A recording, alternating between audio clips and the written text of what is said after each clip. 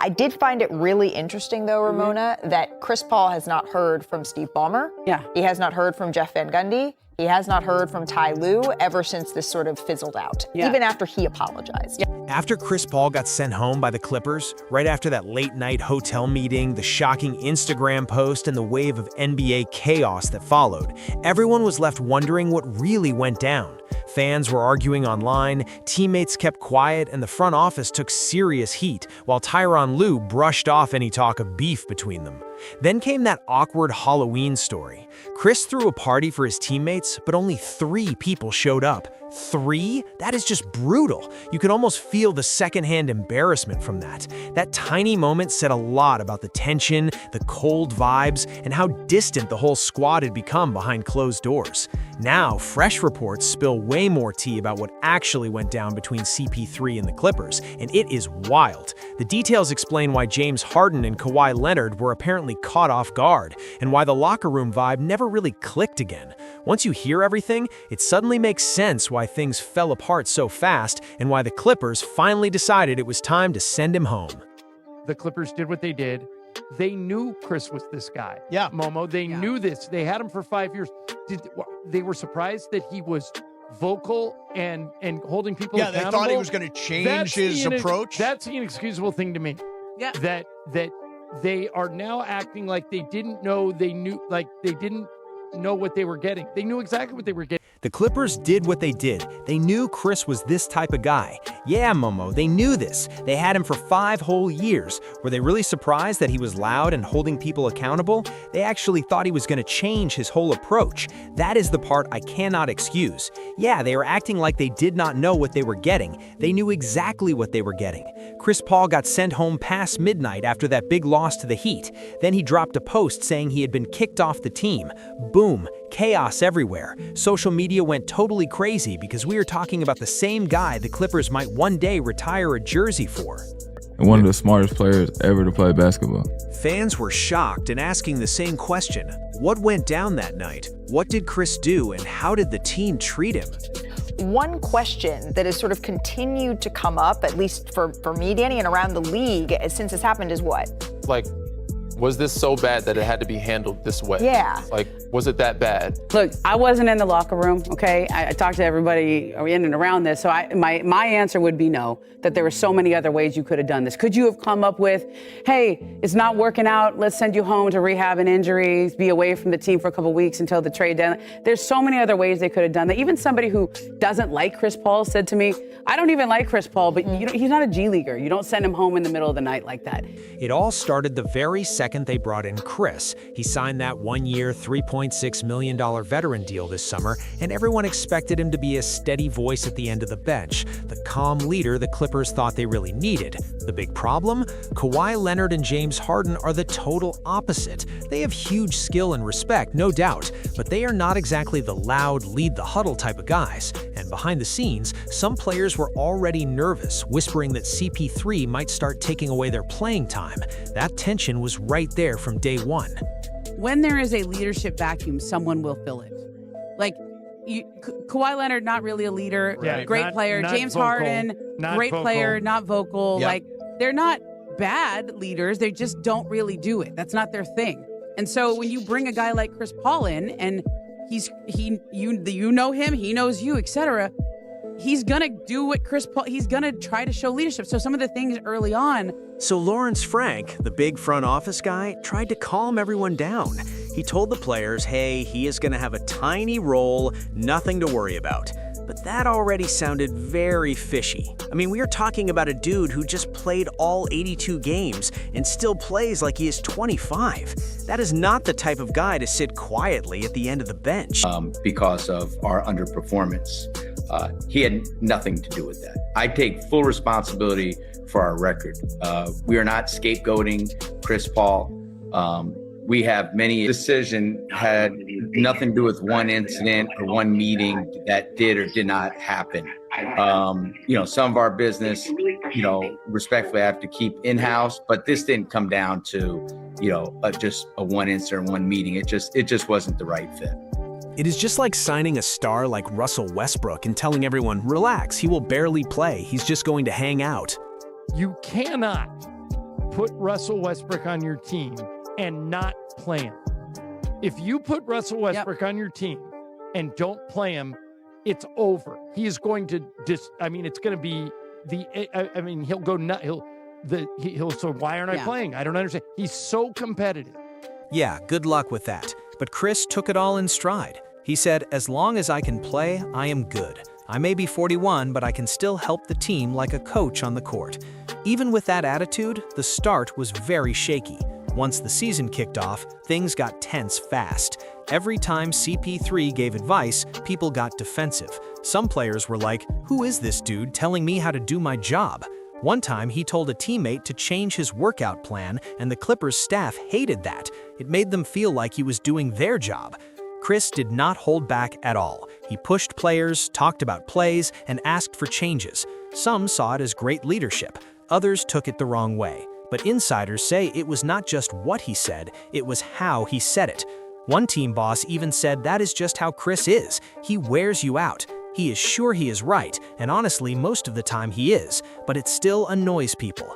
And that exact habit would keep showing up all season long. Things got messy fast behind the scenes. During camp, Chris was leading the bench guys, but he was beating the starters. Tyronn Lue even gave him almost 20 minutes in the preseason, and people started whispering, wait, what happened to that tiny role they promised? They'll say, okay, before he even signed, there were so many meetings where they said, this is going to be your role. You're not going to play very much. Some nights you're going to play, other nights you're not. We want you to be show some leadership. You got gravitas or you're credible. Right. It's a great story. And he started 82 games for San Antonio. He's a guy who, like, James Harden's out, he can fill in and run the offense for a game. Okay, that's how they saw him. That moment changed everything. Chris felt totally fired up and ready to lead, while some players were already annoyed. One person close to the team even asked if they just wanted a cheerleader, why sign Chris Paul at all? Then came opening night against the Utah Jazz. The Clippers got smashed by 21 points. Right after the game, Chris tried to pull everyone together for a meeting in the locker room, but nobody really cared. A few nights later, after a win over New Orleans, he and his wife threw a big Halloween party at the arena. They had food, decorations, and the whole vibe was meant for bonding. Only 3 players showed up: Ivica Zubac, Bradley Beal, and one other guy. That is it. The rest stayed home. It was awkward and honestly kind of sad, especially since it was supposed to help them play as a team. He invited guys to his suite at the Rams game. Yeah, he threw a Halloween party, and then no one came. And after they get worked the first night in Utah, which is this great. That is the saddest thing. It was really a Halloween party. And like three players came. I think Brad Beal came and Zubac and you're like, yeah, he's trying to build. If LeBron throws a Halloween party, how many people Everyone do you gonna think be are there. skipping it? Yeah, Like, they'll do think a about live this. podcast from LeBron's one. Like, think about, he's trying to be like, I'm going to try to help you build some culture. Yeah. I'm going to bring guys over to my house, or let's work out together. Let's have a Halloween party. His wife and he threw this party at the suite after the Halloween game, and like 3 players came. And I mean, so he's trying to fill the leadership void the way he does. And every time he did it, they would sort of recoil, like, ugh, I don't know, too much. And then they started losing. Like, Right. they didn't win a game for 2 weeks. And he's not part of the solution. He's older, he's slower defensively. I think they're getting killed. They got to start putting some young guys in there. He's getting blown by defensively. So they go, hey, you're going to be out. We're going to try something new. They take him out. This is the first time he's gotten coach's decision DNP his entire career. Yeah, Right. like even That's- going back to elementary school. That's hard. So okay? so let me ask you this: the TikTok of the Okay. way it went down, Yeah. because there was a delayed flight and then it didn't. Describe exactly? Do you mean why the last day? Correct, the last day, the way Okay. that went down. After that, the losing streak dragged on for almost 2 weeks. To make it worse, some of those losses were against OKC and Phoenix, teams Chris used to play for. He was furious because no one even asked him for tips on how to stop Devin Booker or Shai Gilgeous-Alexander. That is when his anger really started to boil over. It is like the Clippers had this perfect dream of how Chris would fit in, quiet, helpful, and just coaching from the bench. But that was totally different from what Chris had in mind. He wanted to play hard, lead, and be totally hands-on. That mismatch did not just bother players, it rubbed the coaches the wrong way too. There was that rumor going around that Ty Lue and Chris were not talking for weeks. The truth? They were talking, but it was not friendly. Chris kept hitting Ty with ideas, more team meetings, harder practices, and more accountability. Meanwhile, Ty was hitting him back with, "By the way, you're not playing tonight." Imagine hearing that for the first time in your whole career. You're not even touching the court. That is brutal. Once Chris started getting those DNPs, things got ugly fast. The tension between him and Ty turned into straight-up dislike. And to make it even more intense, assistant coach Jeff Van Gundy was there too, known for being just as loud and stubborn as Chris. Two strong voices, one locker room. You can guess how that went. They say to him, like, hey, let's work together on how we release this. And at that point, he was, not happy. And they were like, let's do this, okay? Let's put a statement out together. Yeah. We still want to retire your jersey one day, da-da-da. And he was instead, Chris released it on social media at 3 o'clock in the morning. ESPN reported that Jeff Van Gundy and Chris Paul clashed all season long. And seriously, are we even shocked? You remember Jeff as a broadcaster, right? Always loud and never backing down. Now picture that energy around a guy like Chris. Of course they butted heads. When I go to the writers to tell me who can guard in this league, I will put a gun to my own head. Oh man, can you even imagine Jeff Van Gundy and Chris Paul trying to work side by side? That was a ticking time bomb. And sure enough, everything finally exploded right after that Dallas game, the moment when all that tension behind the scenes came crashing out.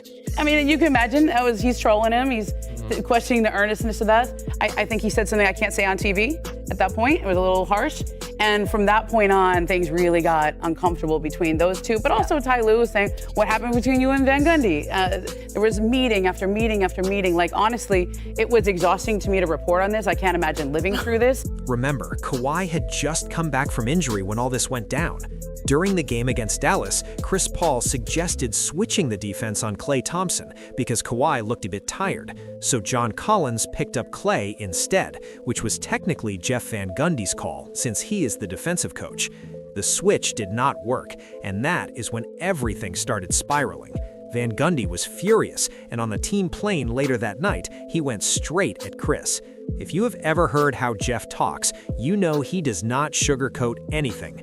Chris fired right back. He walked over to where Chris Dunn and Kawhi were sitting, made them stand up and said, "Hey, was that a suggestion I made or was I telling you to switch?" Kawhi replied, "It was a suggestion." Chris shot back, "See? A suggestion. What is wrong with that?" That is when Van Gundy snapped, telling him, "You do not have that leeway here anymore." That one line changed everything. It was the breaking point after months of tension. Chris had already been spoken to by the staff, the front office, and Tyronn Lue multiple times, and now he had hit the final warning. At that point, the Clippers decided they had seen enough. They did not care that they were on the road or that it was the middle of the night. They just wanted the drama gone. As one person put it, this is way too much chaos for the 12th guy on the bench. So Lawrence Frank said he would handle it personally. He wanted to tell Chris face-to-face, but things got delayed by meetings and travel. By the time it actually happened, it was close to 3 a.m. Chris was completely blindsided. He sat there in shock, realizing that after everything, his career, his leadership, his effort, it was over just like that. Chris never saw it coming. When they called him in, he even brought Brook Lopez with him for backup. Classic CP move. That is just how he operates. When someone disagrees with him, he'll rally others to prove his point and make sure you know he is right. But this time, the decision was already locked in. The front office told him straight, "Look, you're going home, but you're a legend. We will retire your jersey here someday." They even tried to soften the blow by suggesting a joint press release to make it look like a mutual decision. Chris was not having it. He reportedly said, "Hell no." He stormed out of the room and went straight to Instagram to post, "I just got sent home." And that confirmed everything. It wasn't one single explosion. It was a season full of small clashes that finally hit a breaking point on that plane with Jeff Van Gundy. Honestly, the Clippers fumbled this. They knew Chris's leadership style, intense, demanding, and detail-obsessed. It was not going to mesh with a roster full of veterans and coaches who already had their own way of doing things. Once the losses piled up, it turned toxic fast. When Chris said, "Yo, Tyronn Lue did not talk to me for weeks," that was not totally true. Ty did talk to him plenty. He just kept saying the same things and nothing changed. It reached a point where Ty probably thought, what is the use of having the same talk for the 100th time? Throughout his career, Chris Paul has been tough on veterans, but an incredible leader for young players. To vets, his approach can feel controlling or even patronizing, but to younger guys, it looks like passion and discipline, a mentor who cares about the details. On a team full of veterans set in their ways, though, that energy hit different. Combine that with the fact that Chris, at 41, could not lead through his play the same way anymore, and the whole situation was doomed. The fire that once made him a great leader just didn't fit in this locker room anymore. What a roller coaster that was. From locker room tension to that late-night meeting, crazy stuff. But now I have to ask, what do you think really went wrong here? Was Chris just misunderstood, or did the Clippers completely mishandle it? Could his leadership still work on a different team? And be honest, if you were Tyronn Lue, would you have sent him home too? I really want to hear what you think, so drop your thoughts in the comments below. Thanks so much for watching. Seriously, if you enjoyed the story, make sure to hit like, share it with a friend, and subscribe to Basketball Pulse for more wild behind-the-scenes NBA drama. And don't stop here, there's plenty more chaos and secrets waiting in our other videos, so go check those out next. Catch you in the next one. Peace.